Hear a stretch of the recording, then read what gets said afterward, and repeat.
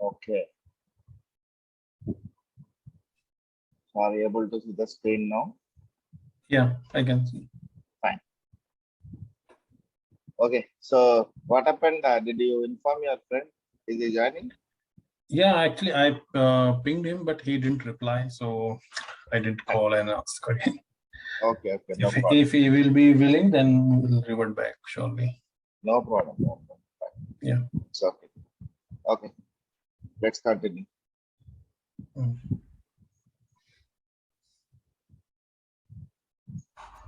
Today, we are going to understand the architecture of a Python program, how Python program works.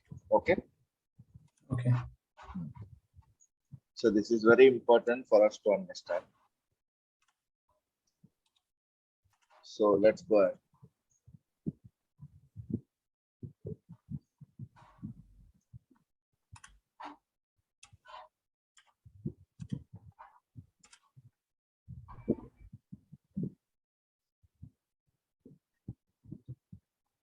So let's say you are writing the code here. Okay.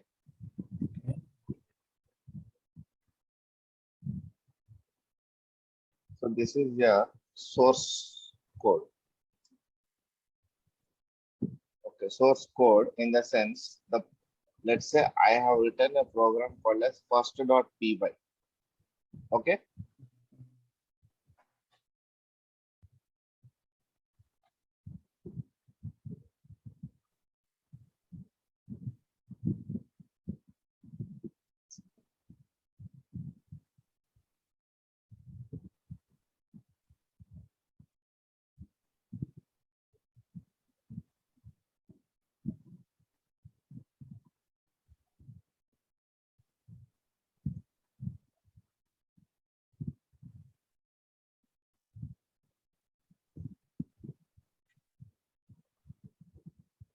You should have like a digital board for the training purpose. Yeah, it's very easy to. No, I have it, but that's on a different computer, and Okay. Python is installed on this. Oh. So from next class, I'll try to use that one.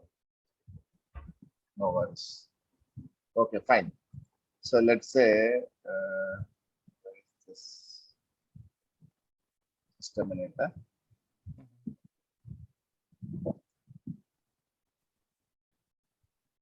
Let's say this is first dot. Fine.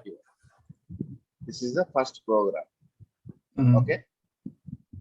Yep. So I will tell you what is there. We are going to write a program. Now what will happen is this first program has to be compiled, right? So once it is compiled,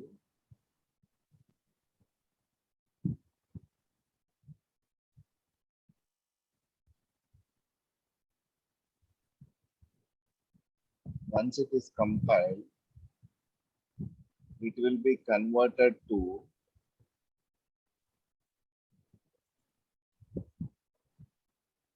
something called as the bytecode.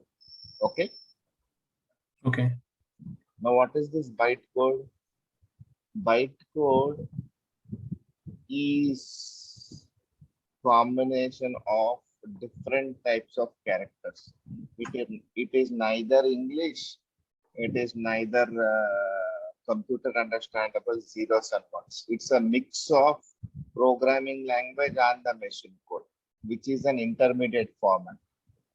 Okay. But how this bytecode will now be able to be understand to the computer somewhere, which is here. Okay. Okay, so that means source code is this is the input, and bytecode is a computer language to understand the computer. No. This is intermediate form. Okay, intermediate form. So now between input to output. Yes. Now, Okay. actually, what is happening here, how it is compiled here is, we have the Python compiler called as py underscore compile. This is the Okay. Python compiler. So once it compiles this first dot py, okay, Mhm. the Mhm. file will be generated, which is called as first dot pyc, Python compiled file. Okay. Okay. Mhm. Now what will happen is, this file cannot be directly sent to the computer for the result. Okay. Mhm. So now what will happen is, there is something called as the Python virtual machine. Okay. Okay. This Python virtual machine will come into picture here. It's called as the PVM, Python virtual machine. Machine. Hmm. So what is the importance of this Python virtual machine? It will convert this byte code Code. Okay. to the machine code here. Machine Mhm. code means Machine understanding language. that is all. 0 1. Uh, and now this machine code program can run on any type of computer. If this is Windows computer, yes, it can Mac. run on Windows. If it is a Mhm. Mac, it can run on it. Any type of machine it can run. OS. Uh, Mhm. so that is why we say it is platform independent. Python is platform independent. It can run on any type of operating system. It is portable.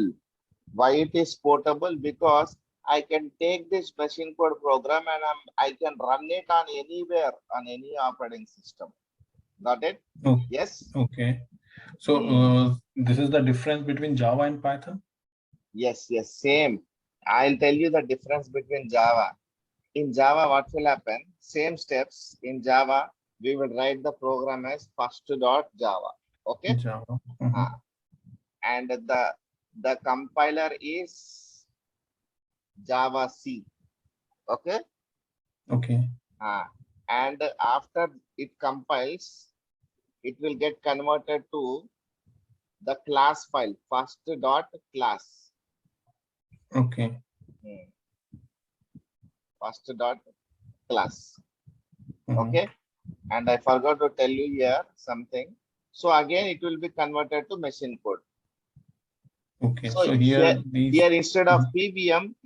PVM, they will have JVM, Java Virtual Machine. Okay. So same process here. So once the Java Virtual Machine is here, in here we will run the program by using the word Python first.py. So program will get executed here. Python first.py. So PY. if the program is there to add two numbers, let's say a equal to 10, b equal to 20, you will get the Mhm. result. You will get the result 30 here, like this. Okay. Hmm. Similarly, here also, if the program, same Java program is there to add two numbers, here also you'll get the result 30 like this. So both don't have any dependency on the operating system, right? No, yes, both are platform independent languages, both are Mhm. portable, but Python is more powerful than Java. Mhm. It's Okay. easy to understand, easy to write Yes, everything. yes, yes, yes. Simple, easy to understand, easy to write. Okay. Mhm. Simple English words, everything. Got it? Yeah. Now we will see how this will execute. I have made you understand the process, right? Yeah. Now let's check how it is going to work. I will show you now. So let us create a file now. I will go and say new text document. Okay. And here I'll simply say a equals to 10.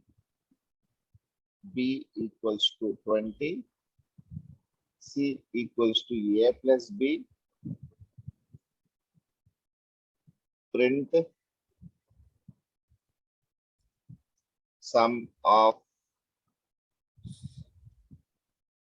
C. Of A and B is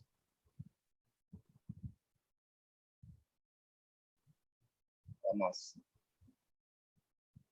Over. This is a simple program.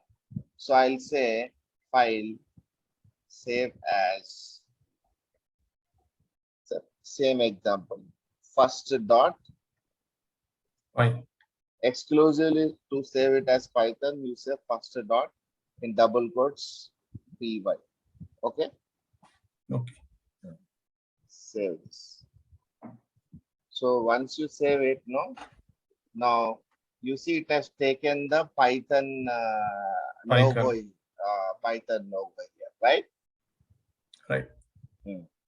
So now I have to compile this. Okay. So if I have to compile this, what will happen here is you need to understand two things. What is compilation? What is interpretation? Okay. So if suppose I have 1 lakh line of codes, okay, compiler what it does is it will read all the lines at a time in one stretch. It will read all the lines and it will display all the errors at a time. Suppose 1 lakh lines of code are there, it is going to read all one lines, and let's say errors are there, let's say 20,000 errors, it will display all the 20,000 errors at a time. So compiler is faster in executing the program and displaying the output. Okay. Okay. Now we will have interpreter. It will also do the same thing, but what it will do, it will read only one line at a time. Okay. Okay. So if that line is correct, then it will go to the next line. Okay. But otherwise, it will show the error. Error. So if in the next line, if there is an error, no, it will stop there. It will show the error until and unless you rectify the error, it will not go to the next line. So what is that we are getting with the interpreter? We are getting the accuracy, efficiency in the execution, right? Yes, because if we got like 20,000 line error, so it's hard to rectify and read all lines. Yeah, but the interpreter is that it is going to effectively and efficiently check for errors, right? Every line. Time taken process. So that is why what Python has done, it included both compiler and interpreter combination, both. Okay.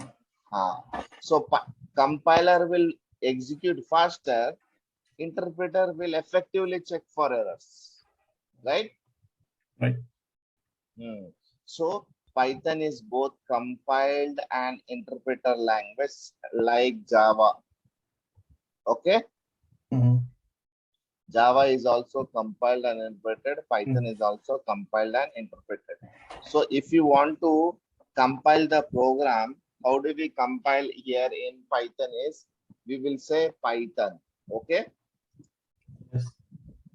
We will have -m. M stands for module. Okay. So what is this model? We have to call this module called as the Python_compile to compile our program first.py. First.py. Okay. So Python-m py_compile first.py. So this command will work on terminal. On Windows terminal, yes. So I'm going to show it to you now. So what I will do now, I'll go to the command prompt and I will go to the desktop where my file is there, right? So,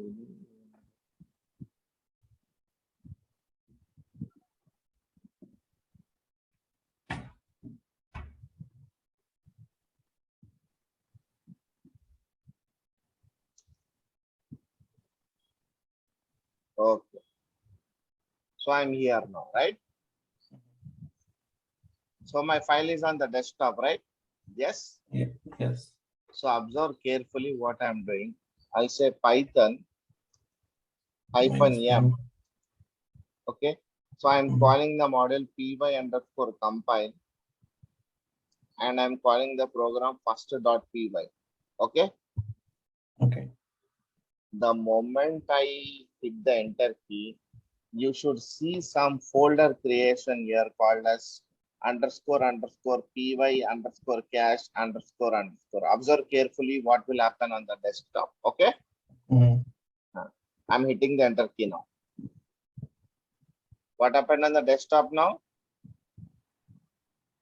Yeah, it's executed and make a folder on desktop. So actually this process no one will explain you. It will just anyone who is teaching you, whether it is me or someone, like normally, they will not tell you the undergoing activity, how in the background the Python program is getting compiled. No one will explain. They will directly go with the topics on. But I, as a trainer, I feel that you should understand the process also. Then only you will learn the concept in depth. Okay. Yeah. So now let us see, when I executed this program, this first.py, by calling the compiler. So the compiler, what is the compiler name here? PyCompile. Yes, py underscore compile. Fine. So once I have compiled, it has created a folder double underscore PyCache double underscore. It's called as dunder. Double underscore in Python, it's called as dunder. DOUBLE, double underscore. So D and underscore dunder. So Okay. let us double click and open to see what is there. Now, what do you see in this file here? What it is saying? First dot. C Python. Why it is calling it as C Python? Because It's a why compiled. no, compiled. not compiled. I will tell you. First dot C Python. Why it is called as calling it as C Python? Because the flavor of Python, what we are using, it is the default one. Python was developed and written in C language only. Okay. Okay. Now there are so many other flavors available. We will talk about them in the next class. So the default Python flavor, like in ice creams, we have so many flavors, right? Okay. But there will be one default flavor which will like. Similarly, here also C Python has a default version. The first version which was written in the C programming language. That is why whenever we use C Python, yes. So that is why it has taken the extension C Python. And what is 310? The version. Version. Very good. 310 is the version of the Python. Now you can see it is showing compiled Python file. Now I will right click and go to the properties. Now you will see the file here as, okay. What is the file name here?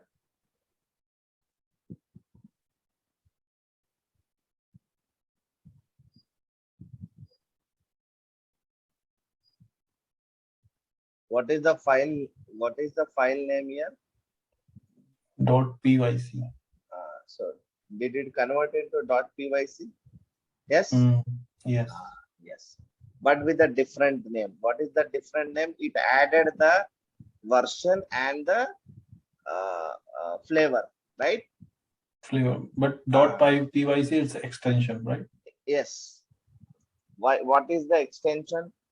Extension is showing that it is the compiled file. Okay. Now to run the program, what I will do is I will simply say Python, okay, first.py. First.py.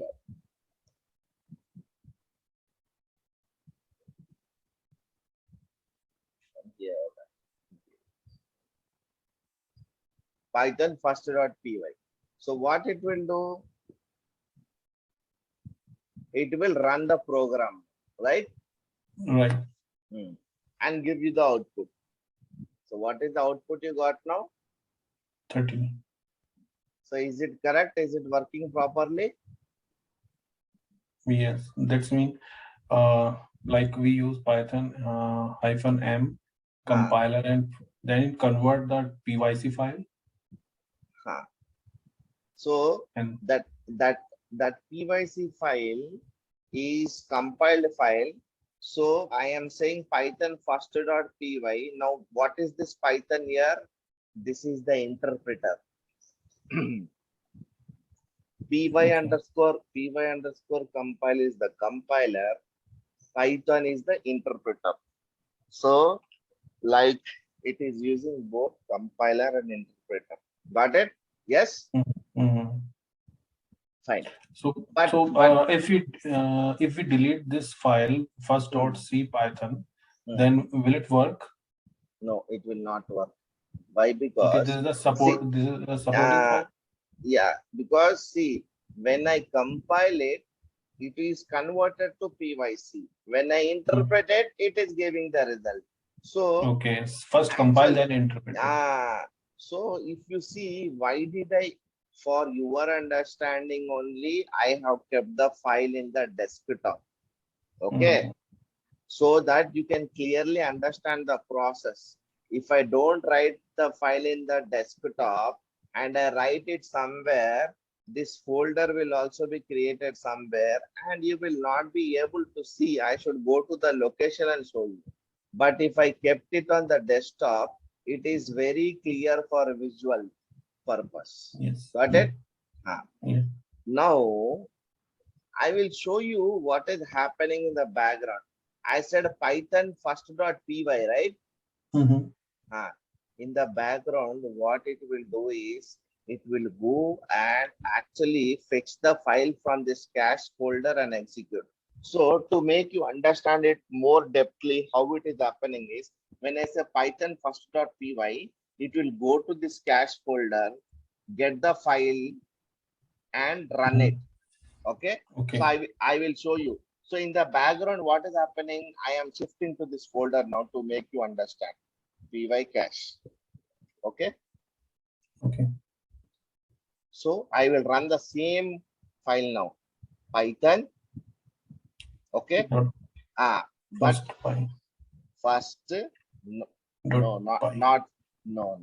Python .c Python -310 Python first C Python -310 dot pyc. Okay. Python compile file. That means this is what is happening in the background. When I execute this command, no, what is happening? It is actually going and executing this command internally on this folder. Got it? But right now I'm there the same folder. So to make you understand what is happening internally. Got it? Yeah. So that is why I logged into the folder and executing it. That means when I say Python first.py, it will go to this folder, get the file and run it. That is why you're able to see the output. Okay? Yeah. So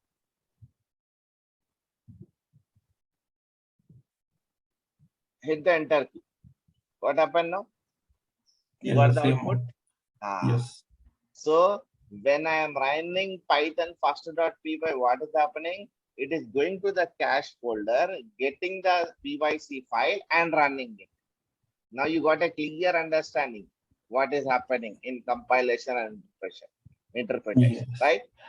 Like, so like first in the first step we did compile and second one in interpretation. Yes. So is there any way like in single line we can do both things? No. How it is possible? How it is possible? Okay. It's not possible, no? Because compilation and interpretation are two different processes. Okay. First compilation has to be done, then only interpretation. So you are asking that, can I eat ice cream and samosa at a time? Can you do it? No. No. First you will either eat ice cream, then samosa, or first you will eat Yeah. samosa, then Sir, ice cream. yes. Anyways, one is very hot and the other one is very cold. But still, we want to eat, we will eat, but one at a time, right? Yes. Here also the same process. Got it? Yep. Yeah. So now if you see, I have just written a program here, okay, in a simple format. I'll open it with Notepad.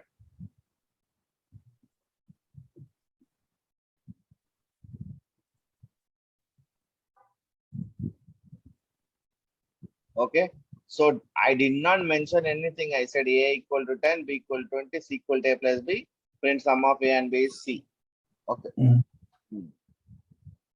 The same program, if I had to write in C programming language, I think I've explained in the first class, right? Yes. Yeah. So the syntax will be very different. I have to say hash include stdio.h, hash Yeah. include conio.h. I have to write the main function. Then I have to Mm. write what is A type, it is integer. What is B type, it is integer. What is C, it is integer. And printing also I have to tell that, okay, I am going to print the integer value. Like that I have to explicitly say. So here I need not worry about what type of data, it will automatically understand. That is what is called as dynamic typing. Okay. So you say A equal to 10. So that means it will understand, okay, this fellow is using A equal to 10. So that means it is number like that. Okay. Yeah. Fine. So this is okay. Now you understood. Now let us see this one. So it is getting converted from byte code to the machine code, right? Yes. Right. No. So this is the byte code, no? This Python 310. Let us try to open this and see what it will be there. Okay. Okay.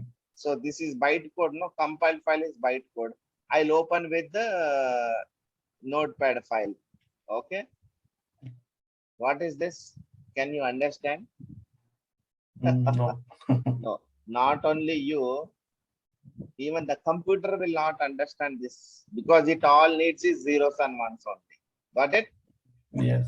That is why I told you byte code is not understandable format. Machine code is understandable format. So this is the byte code. Okay, Okay. fine. Now, how Python is sending it in the background? By compiling an interpreter. But Yeah.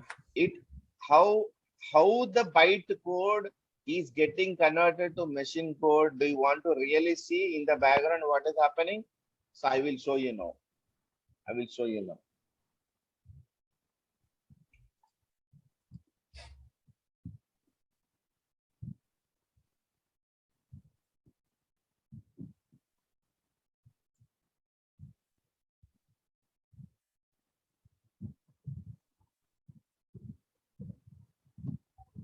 I think I closed this one, no? The command prompt again. I think I closed it, no problem.